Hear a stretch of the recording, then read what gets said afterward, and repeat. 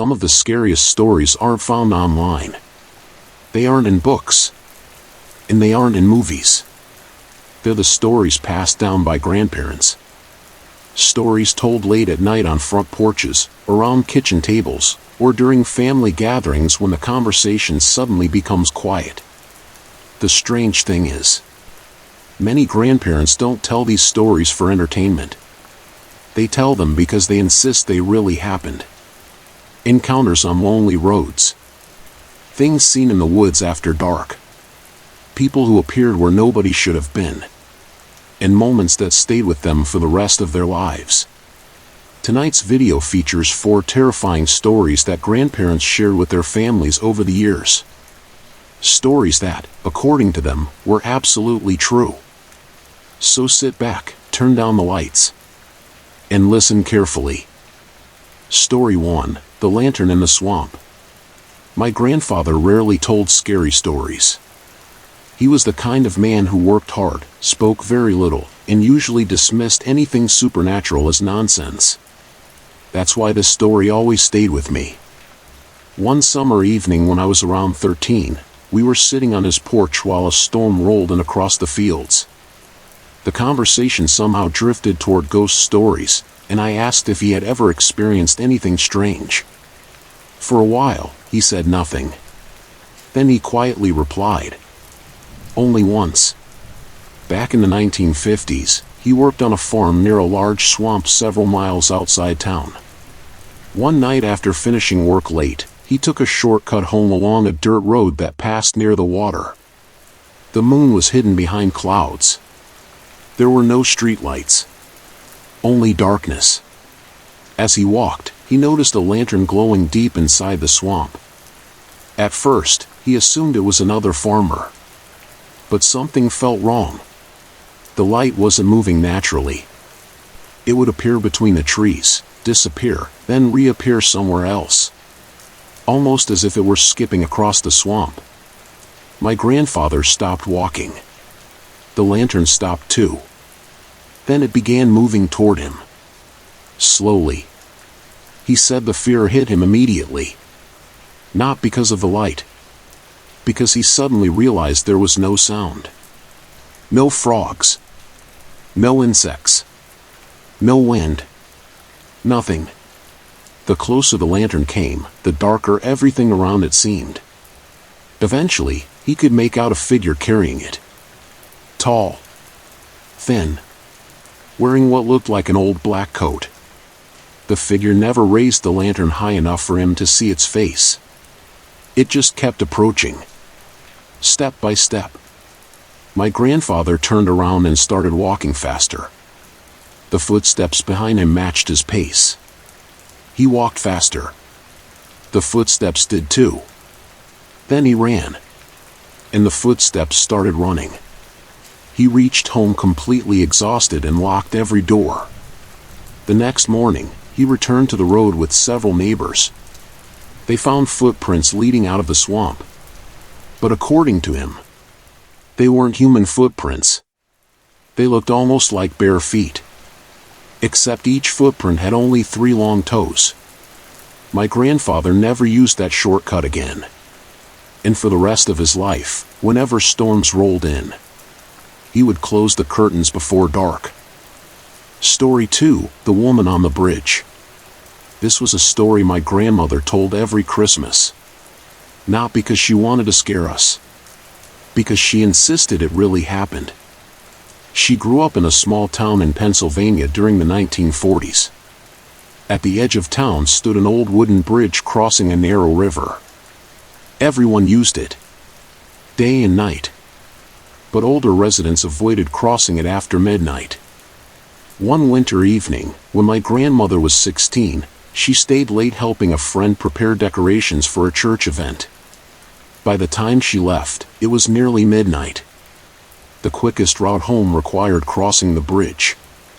Halfway across, she noticed someone standing at the far end. A woman. Long dark dress. Hands folded in front of her. Completely motionless.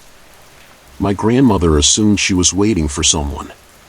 But as she continued walking, she noticed something strange. The woman wasn't breathing. At least, that's how she described it. There was no movement. No shifting weight. Nothing. Just stillness. When my grandmother got closer, she smiled politely and said hello. The woman didn't respond. She simply stared. My grandmother said her eyes looked unusually pale. Almost gray. The feeling was so uncomfortable that she walked past her without stopping. A few seconds later, curiosity got the better of her. She turned around. The bridge was empty. Completely empty. There was nowhere the woman could have gone. The bridge stretched hundreds of feet in both directions. No stairs. No pathways. No place to hide. Just empty moonlit wood. When my grandmother finally reached home, her father listened quietly to the story. Then he asked the question, "Did she say anything to you?" My grandmother said no. He looked relieved. Apparently decades earlier, a woman had fallen from that bridge during a snowstorm and drowned. Locals claimed people occasionally saw her standing there at night. According to the stories, she only spoke to certain people, and those people supposedly died within the year. My grandmother lived to 92, and every Christmas she ended the story the same way. Whatever was standing on that bridge that night, I'm glad it stayed silent. Story 3, The Knocking at the Farmhouse. This came from my grandfather on my mother's side. Even as kids, we knew this story wasn't one he enjoyed telling. He always became quiet afterward. Back in 1963, he lived alone on a remote farm while his parents spent several weeks caring for a sick relative. The nearest neighbor lived almost 3 miles away. One night around 1 a.m., someone knocked on the front door. 3 slow knocks. Knock. Knock. Knock. My grandfather assumed it was an emergency. Maybe a broken-down driver. Maybe a neighbor needing help. He opened the door. Nobody there. The yard was empty. The road was empty. Nothing. He locked the door and returned to bed. A few minutes later, 3 more knocks. Same pattern. Same spacing. This time he grabbed a flashlight before opening the door. Again. Nobody. Now he was irritated. He walked around the entire house. Nothing. No footprints. No cars. No people. He went back inside. The third time the knocking happened, it came from the back door. Knock. Knock. Knock. My grandfather said this was the moment he became genuinely scared. Because whoever was doing it would have needed to cross an open field to reach the back of the house. Yet he had seen nobody. The knocking continued every few minutes until sunrise. Always 3 knocks. Always from a different part of the house. Front door. Back door. Kitchen window. Side wall. At dawn, everything stopped. My grandfather spent the entire morning searching the property. Near an abandoned shed behind the farm, he found something. Fresh footprints. Hundreds of them. Covering the dirt. But all of them formed a perfect circle around the shed. None led away. None led toward it. Just a giant circle. As though dozens of people had spent hours walking around it during the night. He moved away from that farm 3 years later. And according to him, the knocking continued every few months until the day he left. Story 4, The Passenger. This was the last scary story my grandmother ever told me. I was 17. She was already in her 80s. We were sitting together one evening when she suddenly asked if I believed people could sense danger before it happened. I said sometimes. She nodded and told me this story. In 1958, she worked as a nurse and often drove home after midnight. One rainy night, She was traveling along a lonely country road when she noticed an elderly man standing beside the highway. He wore an old gray suit and carried a hat in his hands. Feeling sorry for him, she pulled over. The man climbed into the back seat. He thanked her politely and gave directions toward a nearby town. For several minutes they drove in silence. Then my grandmother noticed something odd. She couldn't see his reflection in the rearview mirror. At first she assumed the angle was wrong. But no matter how she adjusted it, the back seat appeared empty. Trying to stay calm, she glanced over her shoulder.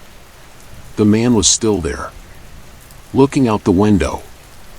A few miles later, he suddenly spoke. "Slow down." My grandmother checked the speedometer. She wasn't speeding. The man repeated himself, more firmly. "Slow down." Reluctantly, she eased off the gas. Seconds later, a large truck burst through an intersection ahead.